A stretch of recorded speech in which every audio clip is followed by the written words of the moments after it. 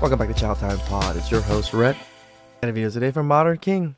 Woman demands that men ignore her past. Gets humbled. Please explore them below. I really appreciate that. Let's get the chow time. It was never going to be you. It was never going to be you. So for you to be so delusional and crazy like that, it's ridiculous. It's real. So you felt sorry for her and you reversed it. That's what happened. You came here, instead of doing your job and giving her that work order, you felt sorry for her and went and had it amended. I didn't have it amended. I gave the judge information. Your information. Not based on anything other than what you felt. Correct. Why is no one talking about the single Men out there going off of their feelings. mum pandemic?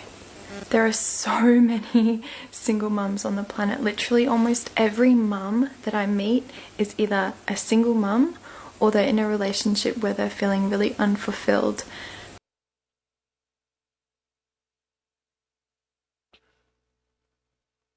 Every single mom you've met? Really? But they're too scared to be a single mum. All of these single mums on the planet, it's causing so much imbalance on the planet. Women are a direct reflection of Earth. What the fuck? Oh.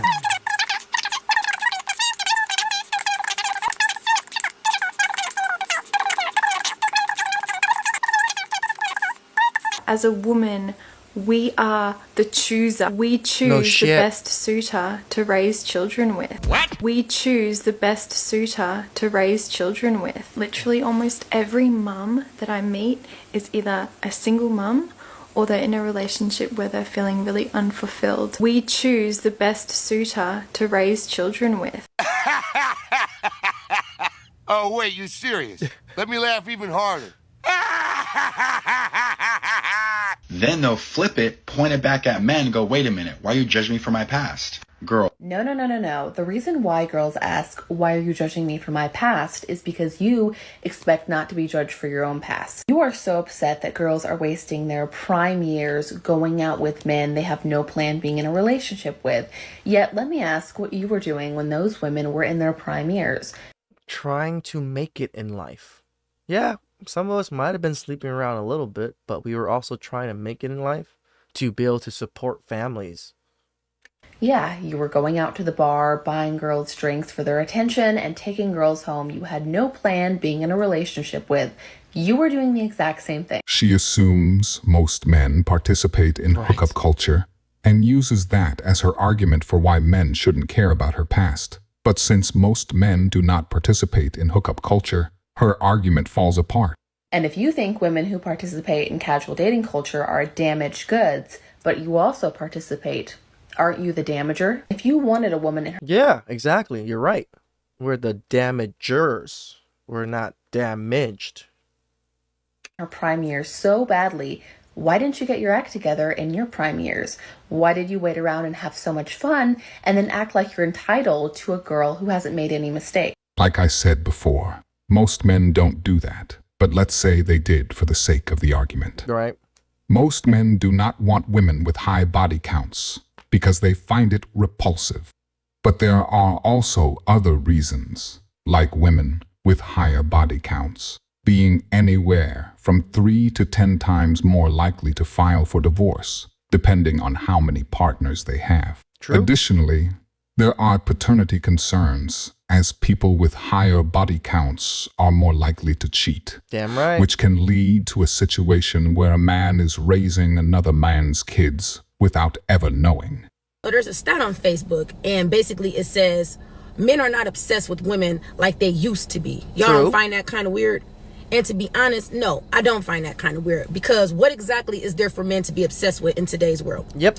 Women have left no room for imagination, none whatsoever. Nope. It's like your sense of entitlement is out of control. Yep. Your expectations are unrealistic. Y'all walk around showing your bodies half dressed, half exposed 24/7, Yep. out smoking, drinking, partying 24/7, on the scene 24/7. A lot of y'all are not even coming with nothing to the table because you're too busy with your hand out trying to see what man got the next bag so he can sponsor your lifestyle to make you look like you're living a lifestyle to post on the internet. It's like a lot of y'all don't have common sense. A lot of y'all don't know how to hold a conversation. A lot of y'all don't have no originality about yourselves. Everybody is getting the same body. Everybody is getting the same hairstyle. Everybody looks the exact same. And it's like y'all get that confused. Oh, well, men like that. No, men will fuck that. But men are not wifing that and they're not cuffing that. And I think y'all are starting to realize that. And then the first thing y'all want to say is, oh, well, they're gay, they're sassy. No, they're not.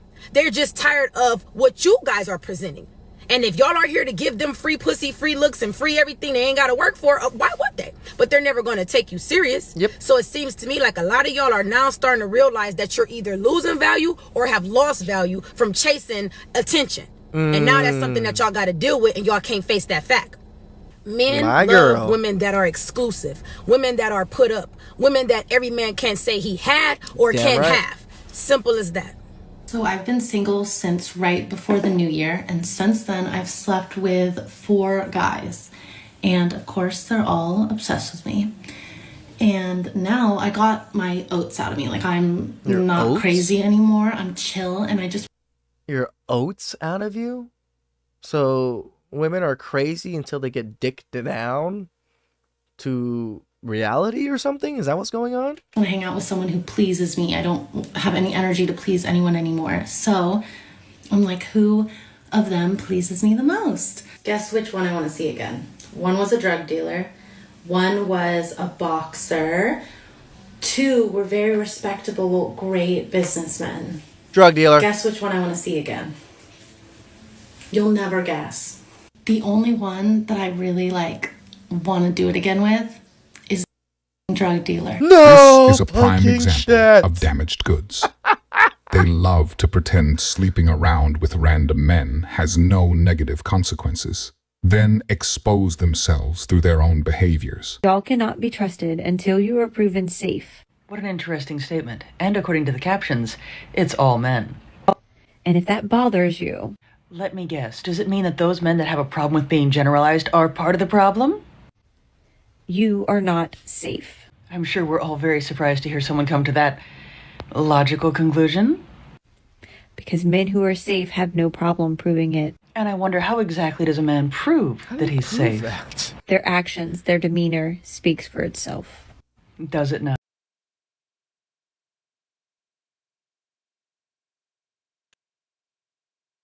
Men in my circles have not done such depraved actions against women, nor I'm actually really glad that one said that, actually.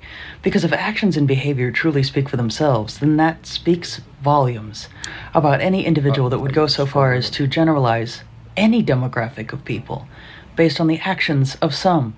And then to say that those members of that group have to prove themselves to be safe in order for other people to view them as such. Can we apply that? Can you imagine that? You have to go to a bear. Like, hey, bear, prove to me that you're not going to kill me. Prove to me you're not going to maul me. Because that really Logic works to with wild every animals, group of people? Or is it only socially acceptable to do that us? towards men?